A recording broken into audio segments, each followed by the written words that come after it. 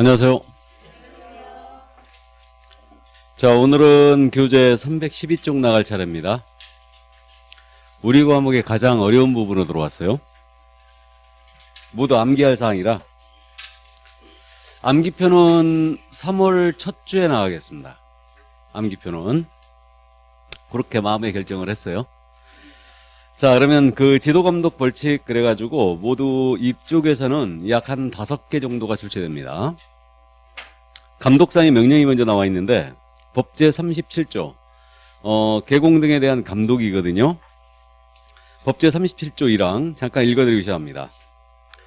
법제 37조 제1항 국토교통부 장관, 시도의사 및 등록관청, 법인인계공사의 분사함소 소재지 시군구청장을 포함한다. 이하 2조에서 같다. 이들은 다음 각 호의 어느 하나에 해당하는 방법으로 개업공인인계사 또는 거래정보 사업자에 대하여 그 업무에 관한 사항을 보고하게 하거나 자료의 제출, 그 밖에 필요한 명령을 할 수 있으며 소속 공무원으로 하여금 중개사무소 제9조에 따른 중개사무소에 개설 등록을 하지 아니하고 중개업을 하는 자의 사무소를 포함한다. 에 출입하여 장부 서류 등을 조사 또는 검사하게 할 수 있다. 이게 감독상 명령이에요. 그래가지고 그 감독할 수 있는 사유 4가지가 쭉 나열이 되어 있습니다. 자, 그러면 가볍게 보시죠. 이건 시험에 내는 부분이 아니에요. 이론적으로 조금 문제가 있기 때문에.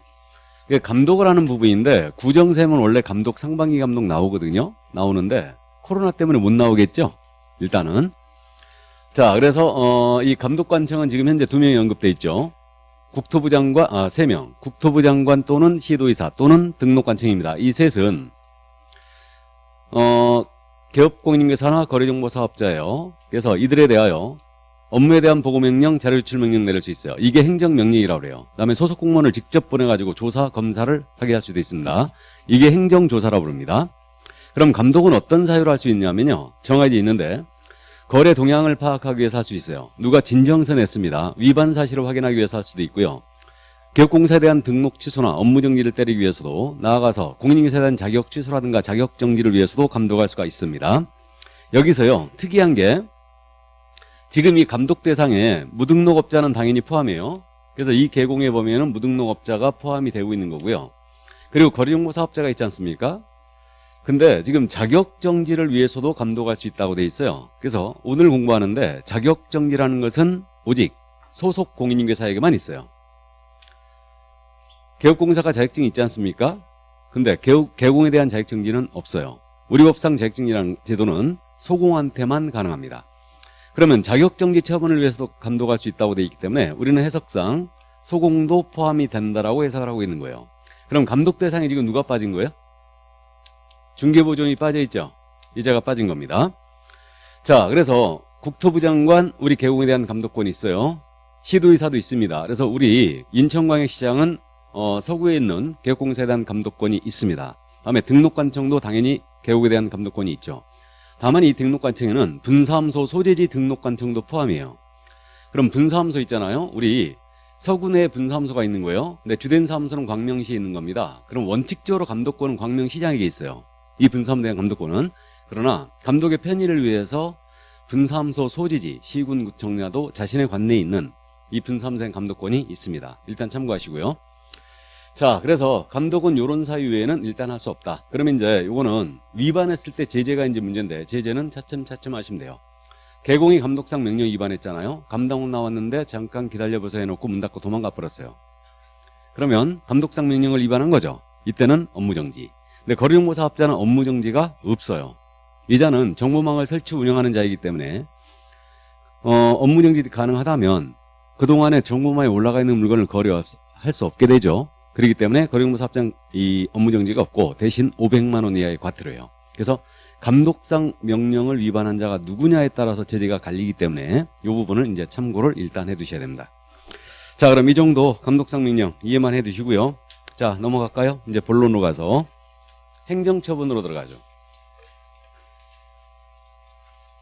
여기서부터가 이제 본론인데, 자, 그럼 지금서부터는 여러분들은 그 행정관청에서 일정 제재를 가하는 건데요. 그 한 장을 더 넘기시면 317쪽에 행정처분 일반 그래갖고 맨 위에 표가 있죠. 지금서부터 이 표를 설명드립니다. 행정처분에 대한 개괄적인 사항입니다. 그래서 행정처분은 지금 대상자가 일단은 크게는 3명으로 대별돼요. 개혁공사에 대한 행정처분이 있고, 다음에 공인인계사에 대한 행정처분이 있어요. 이 공인인계사에는 소공사가 당연히 포함입니다. 그 다음에 거래용모사업자의 행정처분이 있죠. 그럼 행정처분 대상은 이 3명이 일단 크게 대별되고 있는데 누가 또 빠진 거예요? 중개보조원이 또 빠졌죠. 그러니까 중개보조원은 등록도 없고 자격도 없기 때문에 행정처분의 대상이 되지 않습니다. 일단 감독상 명령 대상도 안 되는 거예요. 그럼 개혁공사에 대한 행정처분의 종류는 다시 두 가지로 나눠지죠. 등록 취소와 업무정지가 있어요. 업무정지는 영업정지를 얘기하죠. 최고 몇 개월? 최고 6개월이죠. 다음에 공인사 행정처분으로서는 자격 취소, 자격 정지가 있습니다. 근데 자격 정지는 누구에 대해서만 나갈 수 있다고요? 소공사에 대해서만 나갈 수 있어요.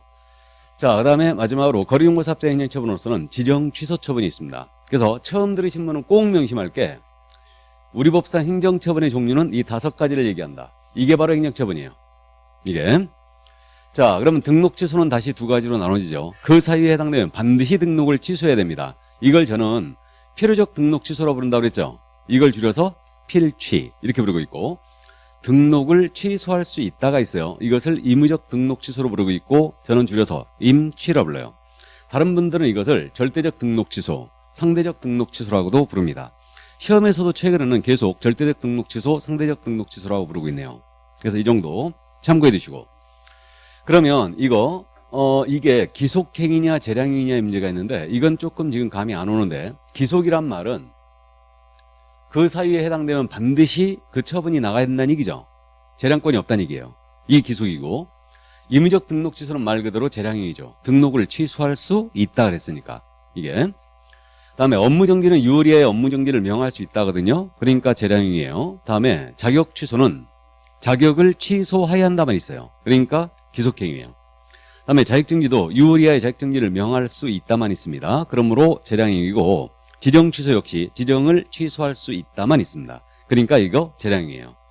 그럼 이게 아직 감이 안 오거든요. 근데 취소하느냐 할 수 있느냐 이 부분을 구분해야 되는데, 최근 시험에서 제일 잘 바꿔내는 게 이 부분이에요.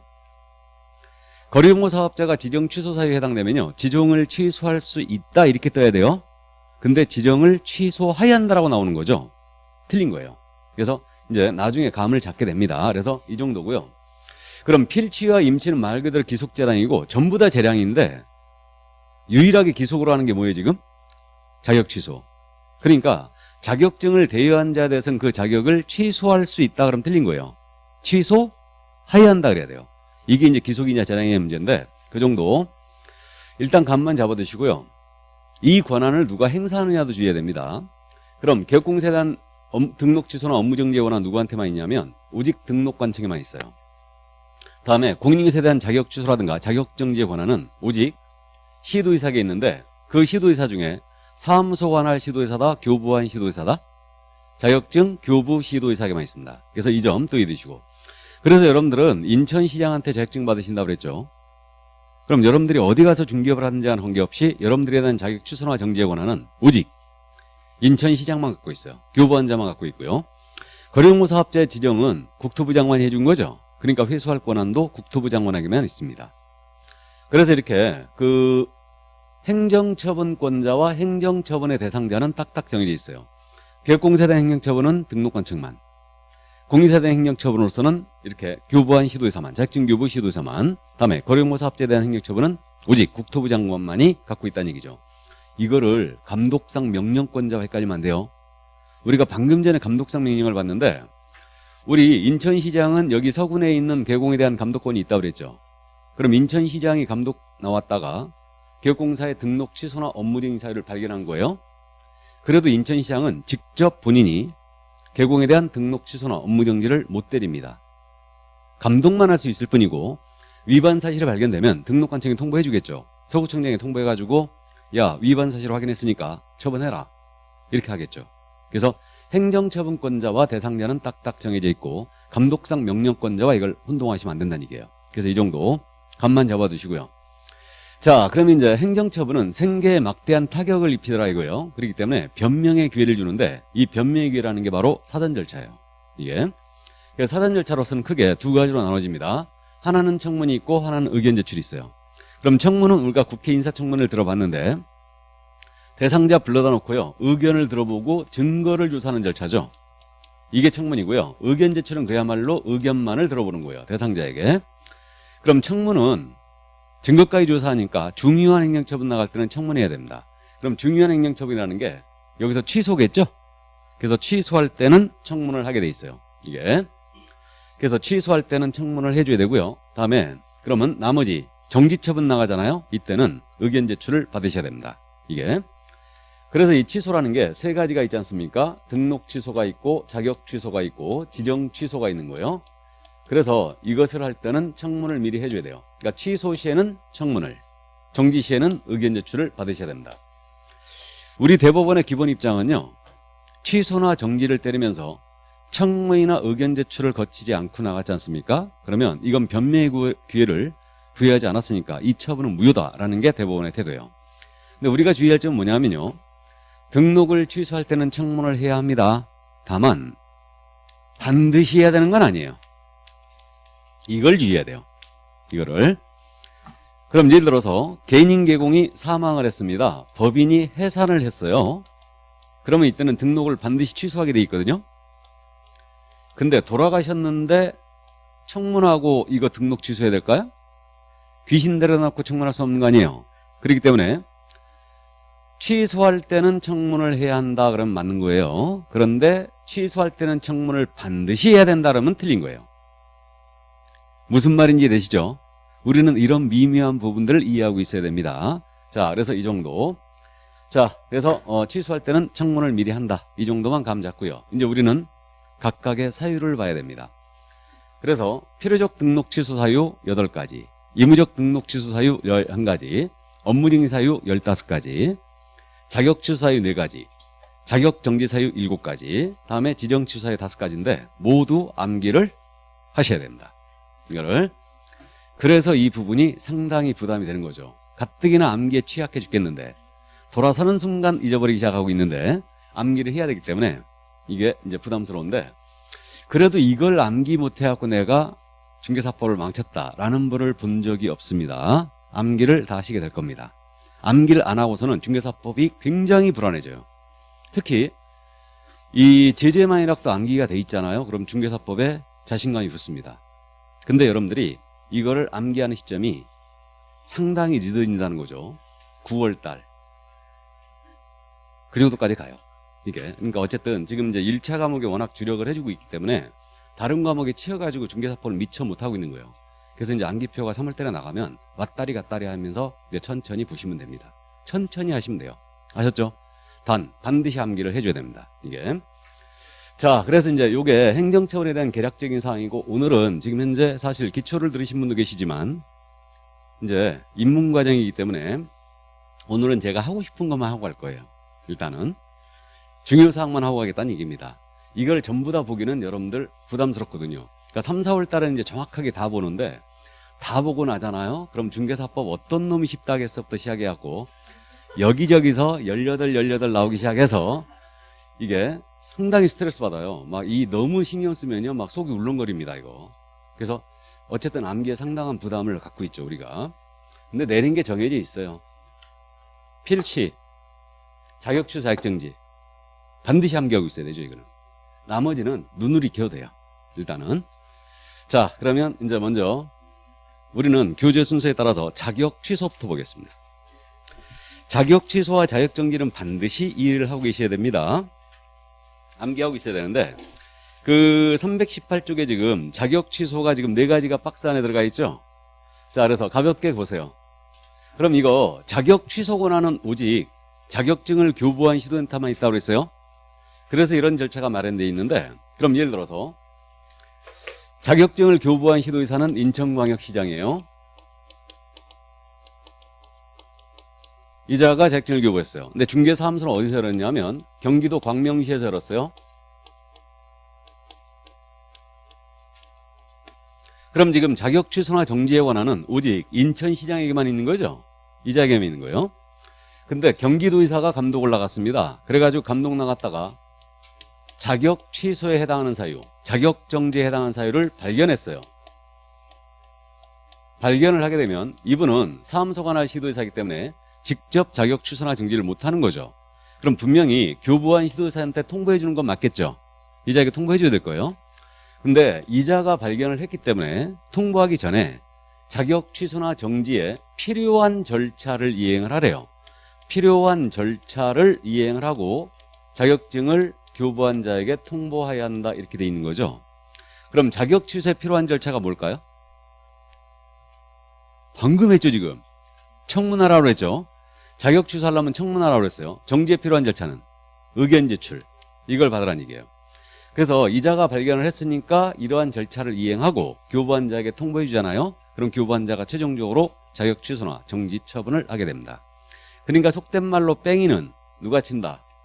사무소가나 시도사가 치고 생색은 누가 내는 거예요? 교부한 시도사가 내는 겁니다. 이게 바로 그거예요. 그래서 자격증을 교부한 시도사와 사무소 소지관할 시도사가 다른 경우는 사무소 소지관할 시도사가 처분에 필요한 절차를 모두 이행합니다. 이행하고 교부한 시도사에게 통보한다 그랬어요. 그러니까 주의할 점은 사무소 관할 시도사가 자격 취소나 정지 처분을 한 후 교부한 시도사에게 통보한다. 그거 아니에요. 처분에 필요한 절차만 이행하는 겁니다. 그래서 이거를 잘 물어봐요. 이해를 해두셔야 된다고. 자, 그래서 이런 절차가 마련되어 있다는 거 이해두시고 이제 자격 취소 사유 4가지거든요. 근데 가볍게 오늘은 그냥 들어만 두시기 바랍니다. 자격을 부정한 방법으로 치르겠어요. 그럼 자격을 취소해버립니다. 그러니까 자격증을 컨닝하여 시험 봐갖고 치르겠다는 얘기죠. 그러면 자격을 취소합니다. 당연히 자격 취소예요. 다음에 자격증을 양도대여했거나 다른 사람에게 성명을 사용하여 준비 업무하겠어요. 양도대여는 자격 취소해야 되겠죠. 당연한 얘기고. 다음에 자격정지 기간 중에 중개 업무를 했습니다. 그러면 자격을 취소하죠. 우리는 정지 중 업무하잖아요. 무조건 취소해요. 여러분들 운전면허증 다 갖고 계시는데 운전면허 정지 기간 중에 운전하면 면허 취소죠. 우리 똑같아요. 자격정지 중 업무하면 자격을 취소해버리고요. 업무정지 중 업무를 하면 등록을 취소해버립니다. 그래서 자격정지 중 업무한 자 자격 취소. 다음에 자격정지 기간 중에 있는 소속공사가 이중소속을 했지 않습니까? 그럼 이건 자격 취소예요. 이건 업무한 거 똑같아요. 예를 들어 A의 중개사무소 갑 소공사가 있는데 이자가 자격정지를 먹은 거예요. A가 이자에게 일시키면 이거 등록 취소거든요. 가 쉬어라 그랬어요. 자격증을 먹었으니까 가 쉬어라. 그러자 이제 이 소공이 집에 가서 쉬는 겁니다. 근데 애 분유값이라도 벌어야 되겠다. 아르바이트로. 그래가지고 B 계공한테 이 자격정지 중인 사실을 숨기고 다시 소공으로 고용이 된 거예요. 그럼 자격정지 기간 중에 있는 소공이 이중소속했죠. 업무한 거 똑같아요. 그래서 자격정지 기간 중에 있는 소공이 이중소속을 했다. 자격을 취소해버립니다. 자, 그 다음 마지막으로 이걸 주의해야 되는데 우리 법에 위반했어요. 우리 법에 위반하여 징역형 선고를 받았잖아요. 그럼 자격을 취소합니다. 이건 집행유예도 포함해요. 집행유예 선고는 징역형 선고가 있는 겁니다. 그러니까 자격을 취소합니다. 근데 주의할 점은 벌금 갖고는 자격 취소할 수 있다 없다? 없죠. 우리가 어떻게 딴 자격인데 벌금 맞으면 자격 취소합니까? 안 됩니다. 징역형 선고 받아야 되는데 무슨 법 위반이라고요? 이 법 위반이죠. 이걸 주의해야 돼요. 우리도 전문 자격증이니까 변호사가 변호사법이 아닌 다른 법을 위반하여 징역받았다로 변호사의 자격을 취소하지는 않겠죠. 의사가 의료법이 아닌 다른 법을 위반했다 하여 의사면을 취소하지는 않을 거예요. 그러니까 우리랑 똑같아요. 우리도 우리 공인의사법에 위반하여 징역형 정도 받아야 됩니다. 그래야 자격을 취소해요. 벌금 갖고는 못하죠. 그 다음에 징역형의 집행유예 받으면 자격 취소입니다. 이거 집행유예는 예를 들어서 징역 1년에 집행유예 2년이 선고됐다. 그럼 이게 그 뜻이라고 그랬어요. 징역 1년에 콩밥을 매겠지만 집행만을 내가 2년 동안 유예하겠다 이 뜻이라고 그랬죠. 그러니까 이거는 징역형 선고가 있는 거예요. 그러니까 우리 법 위반하여 집행유예를 받았다. 자격을 취소당합니다. 여기까지. 그래서 이게 바로 자격취소사유 4가지였어요. 뭐 쉽게 여러분들이 이건 맞춰버립니다. 그냥. 자, 그러면 자격취소사유 요 정도 이해하시고 이제 자격 정지할 수 있는 사유. 그럼 이 자격 취소 사후 조치가 우리 교재 순서대로 갑니다. 거기 처분 후에 조치 그래가지고 취소 사실의 보고 통지 있죠.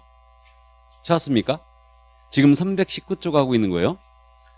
그러면 자격을 취소했잖아요. 그럼 이때는 동네방네 소문을 다 냅니다. 국토교통부 장관에 보고하고 다른 시도에 통보를 해줘요. 며칠 내 하라고요? 5일.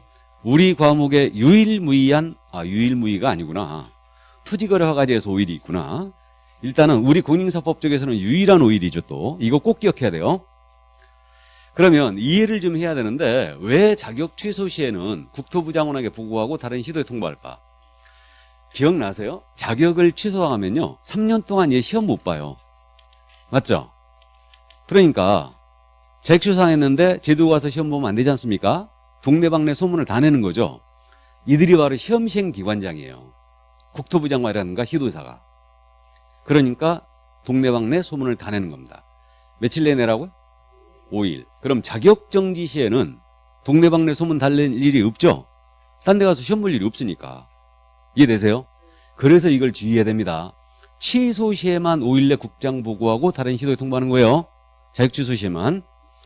자, 그 다음에 자격증을 취소당했습니다. 자격을 취소하면 이거 자격증 반납하셔야 돼요. 그러면 자격증 반납은 7일 내에 하시면 돼요. 그러면 이건 취소한 시도회사한테 반납해야 되죠? 때린 놈한테 반납하는 거예요. 그러니까 여러분들은 인천시장한테 받으셨다면 인천시장에게 반납하시는 겁니다. 자, 그래서 일단 자격 취소 시에는 7일 내에 자격증을 교부한 시도회사에게 자격증을 반납하셔야 됩니다. 반납할 수 없으면 그 사유서 내게 돼 있어요, 이거는. 자, 그래서 여기까지 자격 취소 관련 사후 조치 여기까지 같이 이해해 두시고, 그러면 자격 정지 사유로 가는데 이것도 사전 절차가 있죠. 자, 이번엔 지금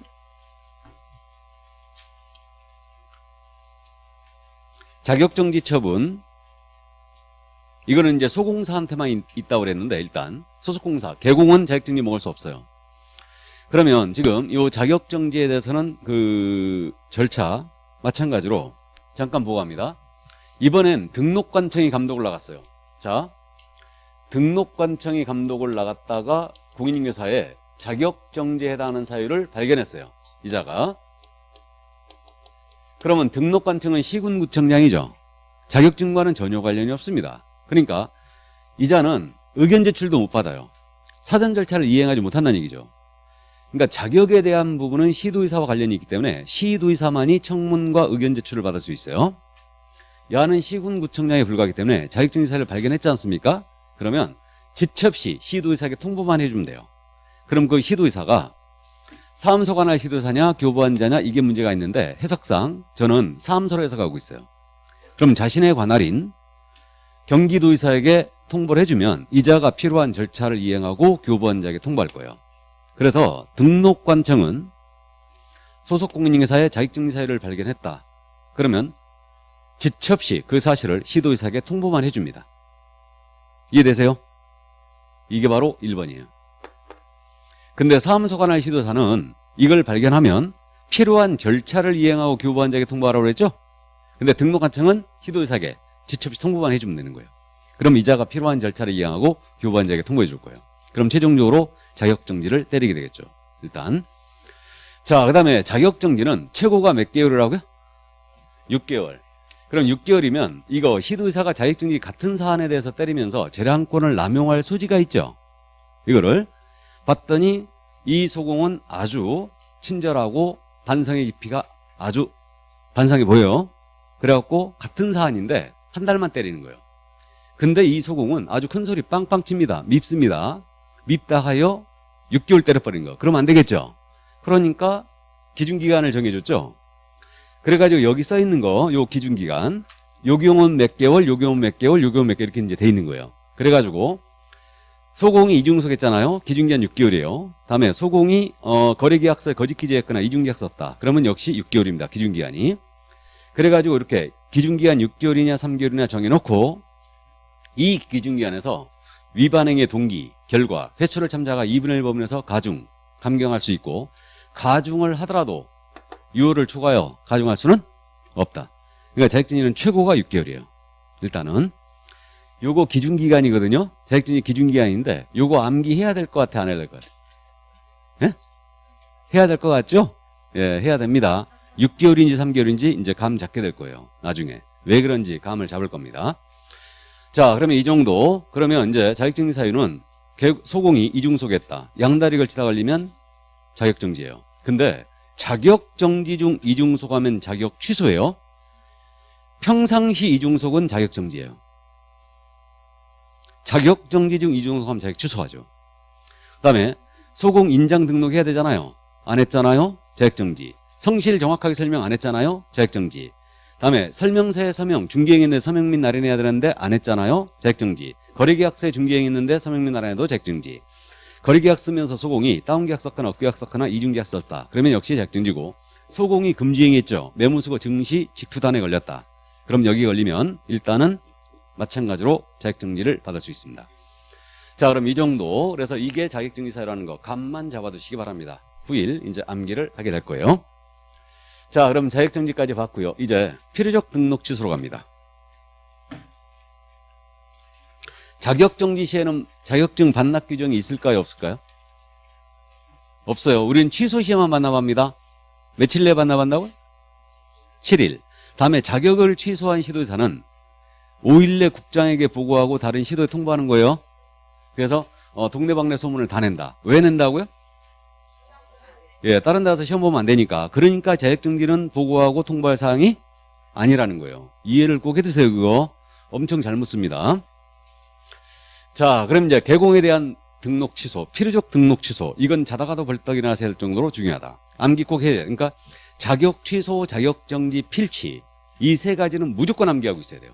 이거는 자격은 기분 나쁘면 막 2문제도 냅니다. 기분 나쁘한 대여섯 문제 냈으면 좋겠는데 다 맞춰버리게. 그래서 어쨌든 필취도 꼭 암기를 하고 계셔야 돼요. 자, 그럼 필요적 등록 취소로 보겠습니다. 8가지 사유인데, 개인인 개공이 사망했거나 법인이 해산했다. 그럼 등록 취소합니다. 이때는 청문한다, 안 한다? 안 한다. 바로 취소해요, 이거는. 자, 다음에 거짓 그 밖에 부정한 방법으로 등록했어요. 부정 등록이죠. 그러면 등록을 취소하죠. 공무원에게 부정한 청탁하에 등록했다. 등록을 취소합니다. 이렇게 되고요. 약혼 질르면 포상금 주는 거죠. 부정 등록은 포상금 지급 대상이에요. 신고 고발 대상입니다. 이거는. 다음에 결격 사유에 해당했어요. 등록을 취소합니다. 기억나세요? 개공이 결격에 해당되면 등록 취소예요. 등록 취소고, 법인의 임원 사원이 결격에 걸렸잖아요. 해소하라고 그랬죠. 2달 내 해소를 해주면 등록 취소를 면하는데 안 했다. 그러면 등록 취소예요. 필취입니다. 근데 소공이나 보조원이 결격에 걸렸잖아요. 2월 내 해소해줘야 돼요. 안 하면 이때는 업무 정지일 뿐이에요. 근데 임원 사원인자가 결격에 걸렸는데 2달 내에 해소났다. 등록 취소입니다. 다음에 이중 등록 기억나세요? 등록을 2개 이상 했어요. 그러면 양쪽 다 등록 반드시 취소해버립니다. 다음에 개공이 양다리 걸치다 걸렸어요. 그러면 이때는 이중소가면 등록 취소예요. 이걸 이제 헷갈리지 말아야 돼요. 그러니까 이중속 제재를 그래서 잘 물어보는데, 개공이 이중소속하면은 이거 필취죠. 등록 취소예요. 근데 소공이 이중소속하면 뭐라고요? 자격정지. 자격 취소 아니에요. 다만 소공이 자격정지 중 이중소속하면 자격 취소예요. 그래서 이걸 잘 물어봐요. 틀리잖아요, 제재가 지금. 그래서 말해요. 여기서 이제 왜 자격정지가 소공한테만 있을까? 왜? 이거 예를 들면 보세요. 우리 공인중개사인 개업공사가 양다리 걸치다 걸린 거예요. 그럼 등록 취소하죠. 그죠? 개공이니까. 공인중개사인 개업공사가 이중소가다 걸리면 등록 취소했어요. 자격에 대한 정지를 때리는 게 의미가 있어요, 없어요? 없어요. 등록을 이미 취소해버렸는데 자격을 정지 때리는 게 의미가 없잖아요. 그러니까 자격정지라는 제도는 소공한테만 있는 거죠. 무슨 말인지 이해되세요? 아니, 우리 공인중개사인 개업공사요. 이자가 이중소속을 했어요, 지금. 그러면 등록 취소잖아요, 지금. 등록을 취소해버렸어요. 그럼 이자는 자격증도 있지 않습니까, 지금. 그럼 자격에 대해서 정지를 때리는 게 의미가 있냐고요.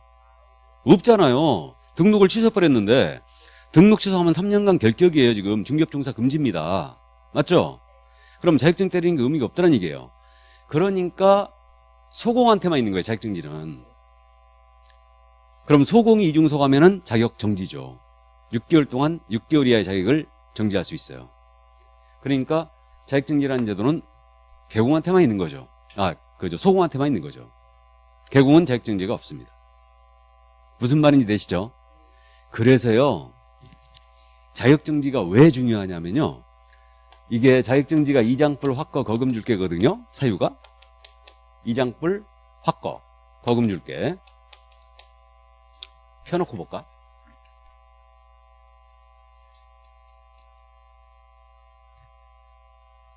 나중에 암기 그렇게 할 거예요. 이장불 확거, 이장님 집에 불났다 확거라 거금 줄게 이건데, 개업공사가 이중소가면 필취, 소공 이중소하면 자격 정지, 개공이 인장 미등록하면 업무 정지, 소공이 미등록 인장 사용하면 자격 정지, 개공이 성실 정확하게 설명 안 하면 500만 원 이하의 과태료, 소공이 이 행위를 하면 자격 정지, 개공이 설명서에 서명 및 나란하면 업무 정지, 소공이 서명 및 나란하면 자격 정지. 이게 여기 있는 사유는 전부 다 개공이 위반했다. 여기 있는 사유를. 그럼 개공은 등록 취소나 과태료나 업무 정지예요. 그렇기 때문에 문제 내기가 진짜 좋은 게, 개업공사가 이중소관 때는 업무 정지 처분 사유이고 소공사가 이중소관 때는 자격정지 처분 사유다. 이렇게 내기 좋죠. 다음에 업무 정지 사유이자 자격정지 사유에 해당하는 사유를 모두 골라라. 내기 좋죠. 또 자격정지 기준기한이 6개월인 경우를 모두 골라라. 내기 좋죠. 그래서 이 자격정지는 다양하게 문제를 낼 수 있어요. 그 다양한 문제들을 기출해서 다 다뤘었죠. 그래서 어쨌든 이 부분을 이제 암기를 철저히 하고 가야 되고, 이거를 이제 숙제 안 해놓으면요 중개사법이 굉장히 흔들리게 됩니다. 그렇기 때문에 이제 결국은 암기하시게 될 거예요. 암기 안 하시면 저한테 1년 내내 들들들 볶이거든요. 이게. 자, 그래서 필취 사유 일단은 이중소겠다. 그러면 필취입니다. 나아가서 등록증 양도대여하면 등록 취소해버려야 되죠. 다른 사람에게 성명이나 상호를 사용하여 업무하겠다. 이건 대여한 거 똑같아요. 그러니까 이따로 등록 취소하고, 이거는 포상금 주는 신고고발 대상이죠.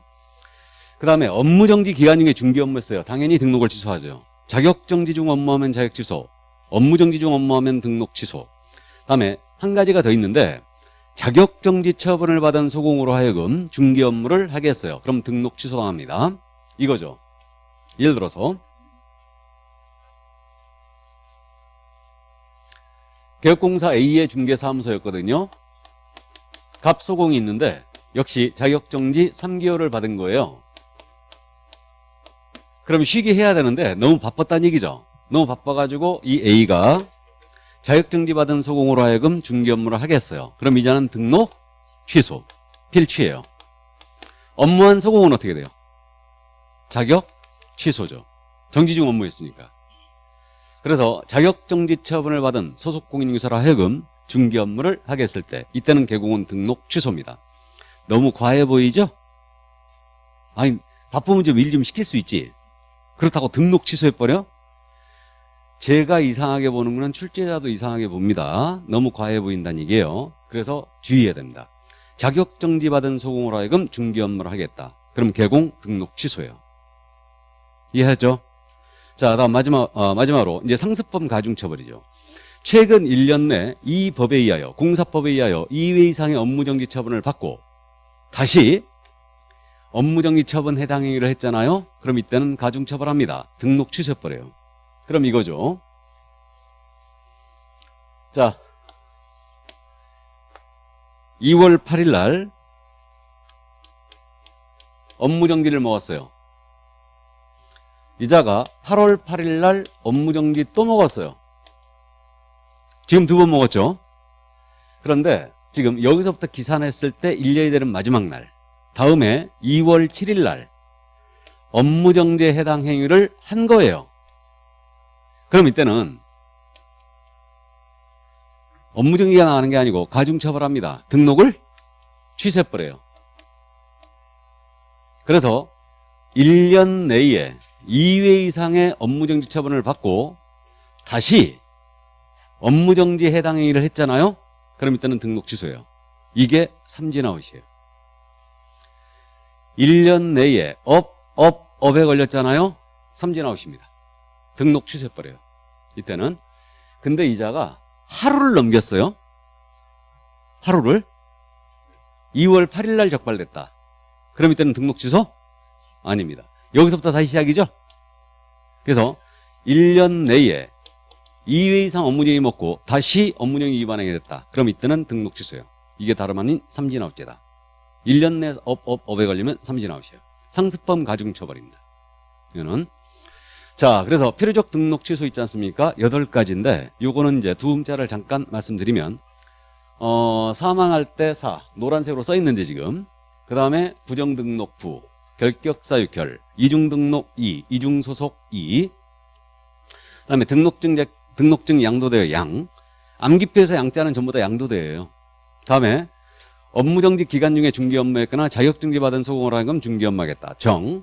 그 다음에 최근 1년 내 2회 이상의 업무정지 먹고 다시 업무정지 위반행했을 때. 그럼 이제 삼진업 당하는데 이게 그래서 사북결의 이양정이에요. 사북결의에서 끊고 이양정이 이렇게 되는데 제가 여러분들 사부 맞죠? 그래갖고 사부 곁에 이양과 정량이 둘 이 얘기예요. 사북결의 이양정이로 암기할 겁니다. 사북결의 이양정이 이렇게. 그래서 이제 암기표에 이렇게 나갈 거니까 일단 참고해 두세요. 자, 그러면 필요적 등록 취소가 이렇게 생겼구나. 주로 등록과 관련돼 있어요.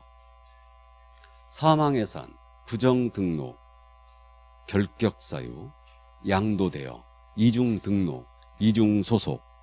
그러니까 등록 파트에서 공부했던 내용이 거의 다 들어가 있습니다. 여기에. 그러니까 등록과 주로 관련돼 있어요. 이게 이제 필요적 등록 취소. 이렇게 돼 있고요. 자, 그럼 이제 의무적 등록 취소는 그 사유가 11가지가 있죠. 그래서 이거는 그냥 11가지가 있다 정도만 하고 갑니다. 그러니까 등록 기준에 미달돼 있거나 임의사무소 설치했거나 이중사무소 설치했거나 겸업을 위반했거나 그다음에 계약서 거짓기재 이중계약 썼거나 그다음에 금지행위 걸렸거나 뇌물수거 증직 투시단에 걸렸거나 그다음에 손해배상 책임을 부정해 보증 설정 과정 보증 미설정 업무에 시했거나 전속 시 이제 정보 공개 안 했거나 등등등 해갖고 이제 6가지 이렇게 11가지가 있고요. 그럼 여기서 말이에요. 등록 취소를 다 했거든요. 그럼 등록증 이것도 반납해야 되겠죠? 자격 취소 시에는 자격증 7일 내에 반납했잖아요. 그럼 마찬가지로 등록 취소하면 등록증 반납해야 됩니다. 며칠 내? 7일 내에 반납해야 되고 그럼 업무정지나 자격정지 처분 시에는 증 반납 규정이 없다라는 거예요. 그래서 일단은 취소 시에만 증을 반납한다. 며칠 내에요? 7일 내에 반납을 한다. 자, 그래서 그 정도 이제 감을 잡아두시면 되겠네요. 그래서 지금 마지막 부분에 한 내용이 우리 교재 328쪽에 있죠? 등록증 반납이라고 찾으셨어요? 며칠 내에 반납한다고요? 7일. 그래서 등록증 반납, 등록 취소의 밑줄 7일의 동그라미예요. 그럼 취소 시에만 반납하는 거예요. 정지 시에는 반납 규정이 없다. 자, 그러면 이제 등록 취소 사유, 의무적 등록 취소가 이제 11가지가 이렇게 있다는 거 이해만 해 두시고요. 다음에 업무정지로 넘어갑니다. 이 업무정지에 대해서는 이론적으로 좀 접근할 점이 있는데 업무정지에 대해서는 희우제도라는 게 운영되고 있어요. 희우제도. 그래서 업무정지 처분은 그 사유가 발생한 날로부터 3년이 경과한 때는 일을 할 수 없다라고 돼 있거든요. 그래서 이 내용은 지금 그 뒤에 있는데 2번부터 먼저 볼까요? 저기 329쪽에 업무정지 처분 사유라고 제목 밑에 등록관청은 개업공사가 다음에 어느 하나에 해당하는 경우는 6개월의 범위 안에서 기간을 정해 업무의 정지를 명할 수 있다 그랬죠? 업무의 정지를 명할 수 있다. 밑줄 그어놓고 최고는 몇 개월이라고요? 6개월. 이걸 치사하게 22회 때는요. 업무의 정지를 명해야 한다 이렇게 냈어요. 근데 우리가 금방 그런 것들은 알아봐요. 지금은 낯설지만. 재량행위란 얘기고요. 이 경우 법인인 개업공사에 대해서는 법인 분사무소별로 업무의 정지를 명할 수 있다. 이건 알아보시겠죠? 그러니까 법인은 주된 사무소가 있고 분사무소들 쭉 있잖아요. 그러면 주된 사무소 업무정지 때려버리면 분사무소도 같이 업무정지냐 이 문제가 있었거든요. 근데 이거를 명쾌하게 법문으로 해결해 줬죠. 법인 또는 분사무소별로 할 수 있다고 그랬죠. 그러니까 주된 사무소 업무정지 때렸어요. 분사무소 영향이 있다 없다? 없다라는 얘기예요. 그 얘기입니다. 자, 그 다음에 이제 쭉 넘어가서 지금 14가지로 지금 나열이 돼 있고 업무정지 처분의 시효제도라고 있죠. 이 부분을 꼭 이해를 해 두셔야 되는데 거기 동그라미 1번에 개업공인사의 업무정지 기준의 규정에 따른 업무정지 처분은 그랬어요. 자, 업무정지 처분에 밑줄 그으시고 그 사유가 발생한 날 어느 하나에 해당하는 사유가 발생한 날로부터 사유가 발생한 날 밑줄이에요. 3년이 지난 때는 일할 수 없다. 3년의 동그라미입니다. 이게 업무정지의 시효 또는 제적기간을 부르고 있는 거예요. 지금 우리 이게 교재는 지금 시효로 돼 있지만 제가 보기에는 이건 소멸시효가 아니고 제척기간으로 보입니다. 여러분들 민법 시간에 소멸시효와 제척기간을 공부하는데 소멸시효는 중단이라는 제도가 있고 제척기간은 중단이라는 제도가 없어요. 그렇기 때문에 저는 이건 제척기간이 맞다라고 해석하고 있는데 용어의 구애됨이 없이 업무정지 처분은 그 사유가 발생한 날로부터 3년이 지나면 못합니다. 업무정지는 비교적 경미한 사유이기 때문에 법적 안정성을 위하여 3년이 지나면 더 이상 업무정지를 때리지 않겠다 이거예요. 이게 그러니까 그겁니다. 개업공사가 중개업을 영위하다가 업무정지에 해당하는 사유를 했어요. 이게 그럼 업무정지에 해당하는 사유를 위반했다는 얘기죠. 발생이 됐는데 등록가청이 이걸 몰랐어요. 시간이 흘러 3년이 지났다는 얘기죠. 3년이 지나면 더 이상 업무정지 안 때리겠다 이거예요. 그럼 우리가 서명날인 위반, 예를 들어서 이게 업무정지의 대표적인 사유인데 계약서에 서명 및 날인해야 되는데 안 한 거예요. 그럼 요리조리 피해 다니면 돼. 몇 년? 3년만 피해 다니면 더 이상 업무정지 못 때립니다. 근데 문제는 뭐냐면 업무정지에만 유기증이 있다는 거예요. 업무정지에만. 그럼 예를 들어서 이걸 슬쩍 바꿔서 자격정지 처분은 그 사유가 발생한 날로부터 3년이 경과한 때는 일할 수 없다. OX. X죠. 등록 취소 처분은 그 사유가 발생한 날로부터 3년이 지난 때는 일할 수 없다. 역시 X죠. 이런 규정이 없다라는 거예요. 그럼 자격정지나 등록 취소 같은 거는 사유 발생 내가 위반 행했어요. 3년 지나도 때릴 수 있다는 얘기가 된 거죠, 이거. 업무정지에만 요 규정이 있어요. 업무정지에만. 그래서 주의해야 돼요. 이거를. 그래서 나중에 이건 여러분들이 암기를 해야 돼요. 제가 여러분들한테 암기시킬 거예요, 이거는. 그래서 이거는 다 알고 있는데 눈 뜨고 틀리는 부분이거든요. 이게 자격증조로 싹 바꿔내요. 그럼 잘 못 알아봐요. 어쨌든 그래서 업무정지에만 시효제도가 있다. 자, 그래서 이제 그 점 이해해 두시고요. 자, 그다음에 업무정지도 최고는 6개월이라고 그랬죠. 그러니까 자격증지와 마찬가지로 기준기간에 기준을 정해줬어요. 이 경우는 6개월, 이 경우는 3개월, 이 경우는 한 달 정해주고 기준기간의 2분의 1 범위 내에서 가중하거나 감경하게 처분할 수 있고 가중을 하더라도 6개월을 초과할 수는 없다. 자, 이렇게 돼 있죠. 그 다음에 이제 이거 업무정지나 등록 취소를 때문에 협회 통보하는 거예요. 다음 달 10일까지 통보해 주게 돼 있고요. 사무소가 쉬거나 없어지는 거니까. 그 다음에 이제 등록 취소 시에만 등록증을 7일 내 반납을 하는 겁니다. 그럼 이제 업무정지의 사유를 잠깐 볼까요? 다시 이제 앞으로 가서 그냥 쭉 한번 이것도 읽어만 드리고 넘어갑니다. 오늘 업무정지 사유 이거 다 할 수는 없으니까.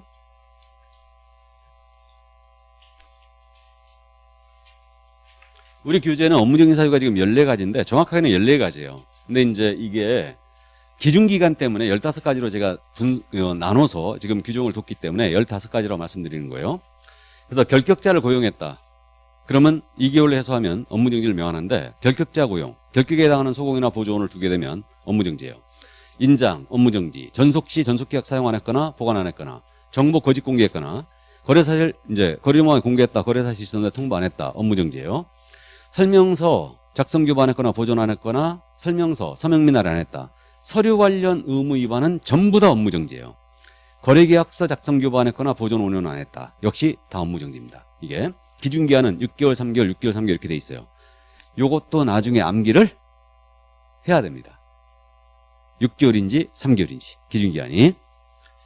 근데 이제 이해를 할 거예요. 이건 이해할 사항이고 암기 사항이 아닙니다. 다음에 거래계약서에 서명 및 안 했다. 감독상 명령을 위반했다. 다음에 임의적 등록처예요. 자, 이 부분 봐두는데 우리 임취사유 11가지 있었죠, 아까. 미시사업 거금보전 236 11가지가 있는데 그 11가지 임의적 등록 취소 사유에 걸리잖아요. 그러면 임취 또는 업무정지예요. 재량권을 준 거예요. 그러니까 예를 들어서 대표적으로 금지행위가 임의적 등록 취소거든요. 그럼 금지행위의 대표 사유가 뭐냐면 보수초과. 우리 기업공사가 보수를 법정 한도를 초과해 받았다. 초과해 받게 되면 이때는 임의적 등록 취소 사유인데 임취 사유는 모두가 업무정지 사유이기도 해요. 이거는 그러니까 임취 또는 업무정지가 되는 겁니다. 그래서 실무적으로 보수를 초과해 받았잖아요. 그러면 업무정지 6개월 때려요. 싹싹 빌면 3개월 때립니다. 이거 2분의 1 범위에서 가중간격이니까. 자, 그래갖고 이제 보수 초과로 업무정지 6개월 때리죠. 또 걸렸잖아요. 1년 내 또 걸렸어. 보수 초과로. 그럼 그때는 등록 취소해버려요. 그래서 임취 사유는 모두가 업무정지 사유라는 거 한 번쯤 감 잡아두세요. 이거 재량권을 준 거죠. 자, 그 다음에 이제 그 최근 1년 내 2회 이상 업무정지 또는 과태료 합쳐서 받고 다시 과태료 위반행했다. 그러면 업무정지 받을 수 있고요. 가중처벌이죠. 이거는 상습 위반에 대한 가중처벌이에요. 시정조치 과징금을 받았다. 공정거래 이윤업도 불공정거래 행위로 거기 걸리면 이제 이렇게 업무정지 때릴 수 있고요. 중개인이 업무지역을 위반했다든가 그 밖에 이 법 또는 다른 법에 따른 이 법에 따른 명령에 위반했다. 그럼 업무정지를 명할 수 있어요. 요걸 백지규정이라고 그래요. 그러니까 여기 1번서부터 14번까지는요. 이건 예시에 불과하고요. 대충 우리 법 위반해버리면 업무정지 때릴 수 있어요. 그냥. 그래서 이게 바로 백지규정이라고 합니다. 그러니까 이 정도 업무정지 사유가 있다는 거 이해만 해두시고요. 나중에 다음기 들어갈 겁니다. 일단은 자, 그래서 업무정지 처분 사유가 이렇게 있다는 거 감만 잡아두시고요. 그럼 이제 교재 넘어갑니다. 또 그럼 거리정보 사업자에 대한 지정 취소가 남아있죠. 이제 지정 취소는 재량이 위험했어요. 거리정보 사업자에서 국장이 지정을 취소할 수 있다고요. 지정을 취소하기 전에는 청문하게 돼 있는 거죠. 청문하게 돼 있어요. 다만 사망 해산으로 지정을 취소할 때는 청문할 일이 없습니다. 그래서 이거는 부운정 일사로 나중에 암기할 거예요. 그래서 부운정 일사인데 부정한 방법으로 지정을 받았거나 운영규정의 승인을 안 받았거나 개공으로부터 의뢰받지 아니한 정보를 공개했거나 다른 공개했거나 차별 공개했거나 다음에 정당한 사업 시 1년 내 설치 운영을 안 했다. 정보망을. 그리고 마지막으로 사망 해산 행사로 계속 운영이 불가능했다. 제가 말씀드리는 거 눈이 못 따라오죠?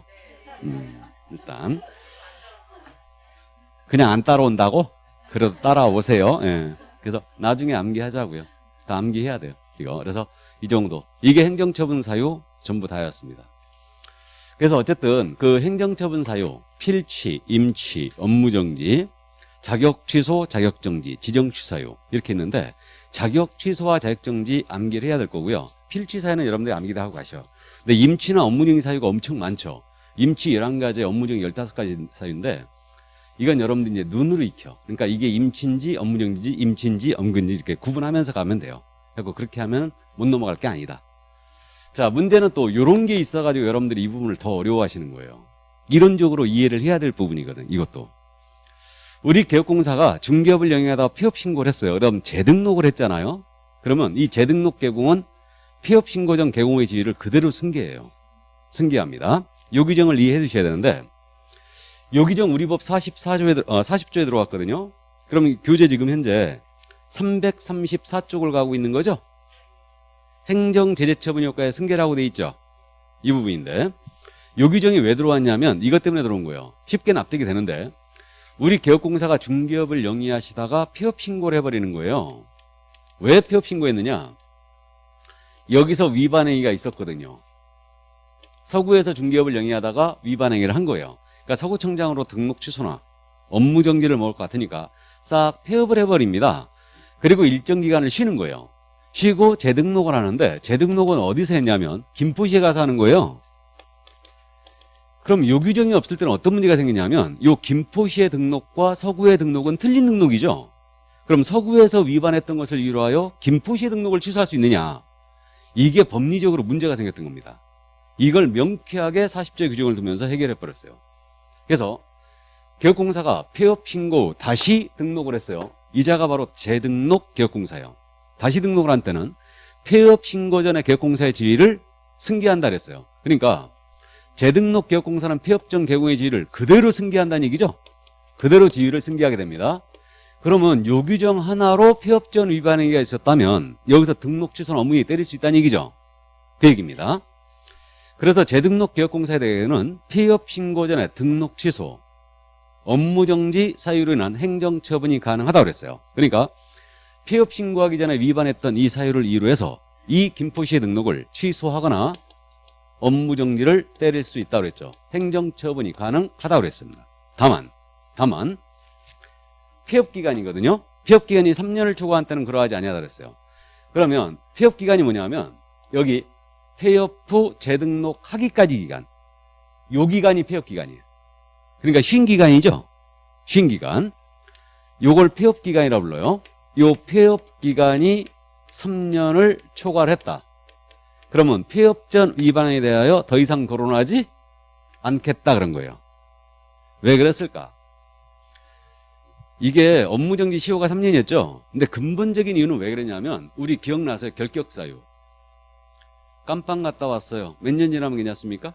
3년. 등록 취소나 자격 취소를 당해도 몇 년? 3년 지나면 괜찮아요. 기억나시죠? 그러니까 3년 지나면 결격을 다 벗어나더라. 그러니까 폐업 후 재등록하기까지 기간이 3년을 넘어섰잖아요. 그럼 더 이상 위반 행위를 거론하지 않겠다 이거예요. 다만 업무정지 위반해놓고 폐업한 거예요. 업무정지에 해당하는 사유를 해놓고 폐업을 들어간 겁니다. 업무정지 사유는 비교적 경미한 사유이기 때문에 이때는 이 폐업 기간이 1년만 지나면 더 이상 안 하겠다는 얘기예요. 그러니까 업무정지 위반 행위에 대해서는 그 폐업 기간이 몇 년이라고요? 1년만 초과했잖아요. 그럼 해당 업무정지를 하지 않겠다. 그럼 이 얘기네요. 폐업 신고하기 전에 위반했던 행위가 등록 취소에 해당하는 행위였어요. 그럼 몇 년 지나야 된다? 3년 지나야 되고, 폐업 신고 전에 위반한 행위가 업무정지 위반 행위였다면 1년만 지나면 더 이상 안 때리겠다는 얘기예요. 이해되시죠? 근데 우리가 방금 전에 업무정지 시효를 봤어요. 업무정지 처분은 그 사유가 발생한 날로부터 3년이 경과한 때는 할 수 없다 그랬죠. 여기는 3년이고 여기는 몇 년? 1년이에요. 둘의 차이가 뭔 것 같아요? 폐업을 했느냐 안 했느냐. 내가 업무정지에 해당하는 위반행위 했거든요. 폐업을 안 했어요. 몇 년 동안 도망 다녀야 돼? 3년 동안 도망 다녀야 됩니다. 근데 폐업을 해버리면 1년만 지나면 더 이상 못 때려요. 그러니까 업무정지 먹으면 업무정지 위반행위 했으면 내가 걸릴 것 같다. 폐업 신고 해버려야지 그냥. 그죠? 그렇게 하는 겁니다. 어쨌든 좋아요. 그래서 이제 그렇게 구분해 주시고요. 자, 이번에는 이 재등록개혁공사가 폐업 신고하기 전에 업무정지 처분이나 과태료 처분을 받은 게 있어요. 업무정지나 과태료를 받은 게 있는 거 이번에는 여기서 받았어요. 그러면 업무정지나 과태료를 받은 거 이거 있잖아요. 그 효과를 1년간 이자는 승계합니다. 업무정지 처분일, 과태료 처분일로부터 1년간 승계래요. 왜 그랬을까? 제가 오늘 그 사유 중에 상습범 중에 필취 사유만 갖고 설명했어요. 1년 내 업에 걸리면 삼진아웃 당한다고 그랬죠. 업무정지 3연 타석은 삼진아웃이에요. 업무정지 1년 내 3연 타석은 삼진아웃이다. 그러면 임취에는 어떻게 돼 있냐면 1년 내에 업무정지 과태료 합쳐서 3회 이상을 받고 네 번째 타석에 업무정지 과태료 위반행위 하잖아요. 그럼 이때는 의무적 등록 취소인데, 그러니까 우리는 상습적으로 업무정지나 과태료 먹게 되면 가중처벌하거든요. 그 기준기간이 1년이었죠. 1년 동안 그렇게 상습적으로 위반행위하면 가중처벌하고 있어요. 1년 동안. 그러니까 폐업 신고하기 전에 받은 업무정지 과태료 효과를 재등록개공은 승계를 받아요. 몇 년? 1년. 그래서 이게 1년이 돼 있는 거예요. 그럼 이걸 좀 더 부연 설명하면 이 얘기 아니겠습니까? 예를 들어서 이자가 2월 8일 날 업무정지를 먹은 거예요. 그러고 나서 업무정지 3개월을 먹었다 가정하죠. 그러고 나서 이자가 3월 8일 날 폐업 신고해버리는 거예요. 업무정지 먹고 나서. 그럼 업무정지 기간 중인데 폐업 신고 가능하다 불가하다? 가능하다. 폐업은 자유롭게 할 수 있다고 그랬죠. 폐업 신고해버렸어요. 이자가. 그리고 3개월을 온이 쉽니다. 그냥 3개월 딱 쉬고 6월 8일 날 재등록을 한 거예요. 그리고 이자가 7월 8일 날 업무정지를 또 먹은 거예요. 또 먹었어요 지금. 그리고 나서 여기서부터 계산했을 때 마지막 날인 2월 7일 날, 다음에 2월 7일 날 업무정지 해당 행위를 한 거예요. 그러면 이자는 폐업이라는 공백기간이 있었지만 이 업무의 효과를 승계를 시키겠다는 얘기죠. 그러니까 상습적으로 여기서부터 승계시켜가지고 업에 걸렸죠 지금. 필취예요. 가중처벌하겠다는 얘기예요. 그래서 재등록개혁공사는 폐업 신고 전에 받은 업무정지나 과태료 효과를 그대로 승계합니다. 몇 년 승계한다고요? 1년. 왜 1년이라고요? 상습범 가중처벌하기 위해서. 상습범을 잡기 위해서 1년간 승계시키는 거예요. 그래서 이거요. 들을 때는 이해되시거든요. 아, 재등록개공은 등록 취소 위반했고 폐업 들어가면 3년 지나야 돼. 업무정지 위반이면 1년만 지나면 돼. 이해가 되거든요. 또 이거 업무정지 과태료 효과는 그대로 재등록 개공은 승계받아. 왜? 상습범 잡기 위해서. 그렇게 이제 이해를 해야 돼. 그러니까 들을 때는 이해가 되는데 돌아서면 기억이 안 나 이게. 그래서 이 부분이 어렵습니다. 그래서 왜 3년인지 1년인지를 이해를 해야지 이건 단순 암기 갖고는 절대 안 돼요. 이거는 자 그래서 이제 요거 어렵지만은 감을 잡아두시고 그리고 이 재등록 개공에 대해서는 폐업 신고 전 위반을 사유로 여기서 행정처분 나갈 때는 폐업의 사유와 폐업 기간을 모두 고려해야 됩니다. 고려하게 돼 있고 그다음 법인 대표자 있죠. 법인 대표자한테는 이 규정을 그대로 준용합니다. 왜 그랬냐면 중개법인 설립해놓고 위법 폐기는 잔뜩 하는 거예요. 그래놓고 중개법인을 폐업을 딱 해버려. 그리고 또 법인 설립해갖고 이자가 다른 중개법인 설립해갖고 또 이렇게 위법 폐기 자꾸 하는 거예요. 그래갖고 법인 대표자한테는 그대로 이 규정을 준용시킵니다. 그대로 승계받아요. 법인 대표자는.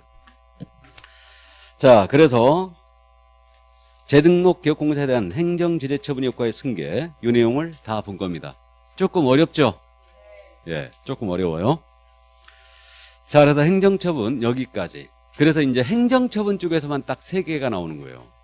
그래서 이제 필취, 자격, 그다음 나머지 기타, 업무정지, 승계 뭐 이런 것들. 그래갖고 이제 3개가 출제되고 지금 이제 338쪽을 보면 벌칙이 나오죠? 벌칙에서 이제 2개예요. 그래서 형벌에서 하나, 과태료 하나. 그래갖고 여기서 토탈 5개 정도가 나오는 겁니다. 그러면 잠깐 머리 좀 식히고 해야 되죠? 예, 잠깐 쉬었다 하겠습니다.